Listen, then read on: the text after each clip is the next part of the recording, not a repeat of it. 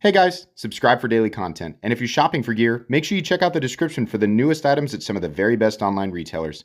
There's also links for some of the items that I personally recommend. Thanks! What's going on YouTube? Metal Complex here, and today I've got another short little unboxing to share with you guys. Actually, I'll be unboxing two knives here. These are both obviously from CRKT, or Columbia River Knife and Tool, or Cricket, as some people call them. These were sent actually by CRKT, so thank you very much, CRKT, for sending these in for me to check out. I think these are available. If they're not, they're coming soon, so I will link them right down below so you guys can check them out. Thanks to my generous patrons who are supporting me. Link for Patreon right down below, and please make sure to follow me on Instagram at metal_complex. All right, so I have not actually been into the boxes yet. The first one we've got here is the Icoma Deadbolt. Let's go ahead and open this up. I noticed that they had a whole bunch of products that were not like massively XL sized that are now utilizing the deadbolt lock, which is pretty cool. Yeah, the flipping action on that is great. So the deadbolt lock itself on this guy, is this assisted? Yeah. At first I was like, man, the action I was like, the D10 is crazy. I pulled it a little bit too hard and didn't notice initially that it was assisted. But yeah, it is assisted. And you know, some people, feel that's okay. Some people don't like it. Me personally, I gotta be honest, I'm not a huge fan of assisted knives anymore. I wonder if there's some kind of like detent issue with the, if you don't know, this lock, this is the lock right here. Essentially the way that you disengage it is by pushing in on the pivot. This is one of the strongest folding knife locks in existence right now. And I know Cold Steel Triad Lock fans are feeling like, what? He must not know. He must not know about the Triad Lock. I do. This is one of the strongest locks out there right now. Absolutely. And I'm wondering if perhaps they noticed that, maybe on their bigger guys, that could be more, dependent on, I'm speculating here. I honestly have no idea. Maybe with more leverage and a bigger blade, it overcomes the lack of, what would be like a necessary detent or acting as a detent to get it to fire out. So maybe on a smaller knife, that's why it's running assisted. I honestly don't know. What do we have for materials here? I'm not really sure what the blade steel is on this guy. I'm going to tell you this, ergonomically, it's wonderful. There's plenty of room to get a nice sort of into a nice choke up position right behind the blade. And then there's like the jimping is actually in the right spot. I like the tumbling. I don't know what this material is right here. If it's, I can't tell if it's aluminum or some sort of plastic overlay. This down here is definitely some type of injection mold plastic. And then the pocket clip is, it's all right. It's okay. I'm going to guess this is not hyper expensive, given that the blade steel is not printed on the blade. It's probably, I don't know, it's hard for me to say. I'm guessing it's not something spectacular. This looks like it can also be front flipped open, yeah. So it's assisted, right? The one thing, you can't really get at that little slot right there. I mean, you can sort of pinch it, can you? Yeah, almost, not really.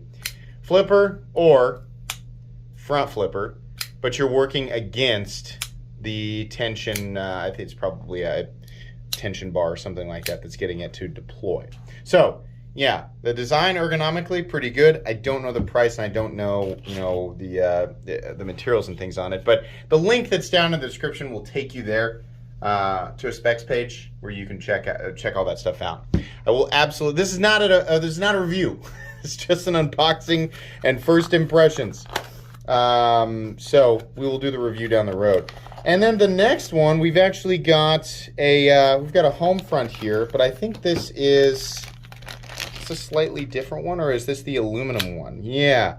And then what we've got here, I want to say that this is a better blade steel, but I'm not sure. I've reviewed the home front before, but the one that I reviewed was the titanium one, and it was also the variant that, obviously the version that you could disassemble. So this is a traditional style, like, I mean, when I say traditional, I mean you have to use regular tools to disassemble it, right?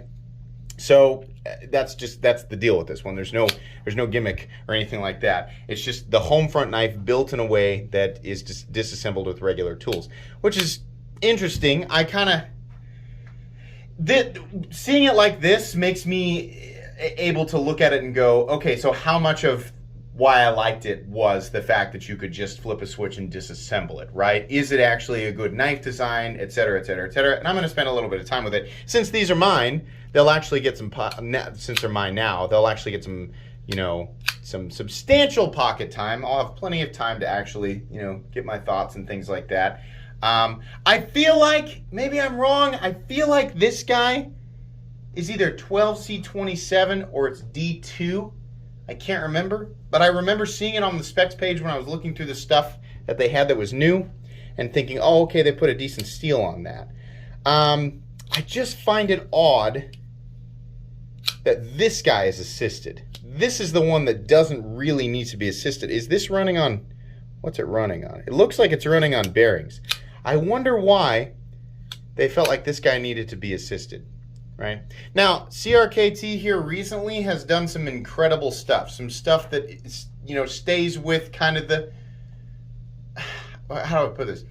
Like the surface level knife crowd, right? This is the least, I was trying to find a way to not sound elitist, right? The surface level knife crowd, right? The Cabela shoppers and the people like that, right? Or people who just kind of flip through a magazine and, hey, that looks good. There's nothing wrong with that, right? That's how all of us got into folding knives. But they also have knives that definitely cater to the enthusiast community. And if you didn't know, that is where you are right now, right? So I have a huge interest in what CRKT is doing here and forward. I think the deadbolt lock has amazing potential, and some of their designs here recently, like, I mean, for example, and I know the home front wasn't very recently, but it's definitely one of those things that's like, wow, they're able to do some incredible stuff. So it's the assisted feature is probably still catering to the surface level folks, right? We know that detents can be tuned on manual knives, allowing the same exact, in fact, a more, in most cases, a more preferable deployment, right? So it's interesting that we're still seeing that on these knives. I will say this, the fit and finish on this guy, actually on both of these, is really great. There are companies that are competing in the exact same ballpark, right? When we're talking about kind of the half entry-level folks and the half enthusiast folks, there are definitely some companies that we have all known and been paying attention to for the last few decades that are not doing it nearly as well as CRKT. These are made in Taiwan. In fact, I'm pretty sure it says right on the box, yeah, product of Taiwan.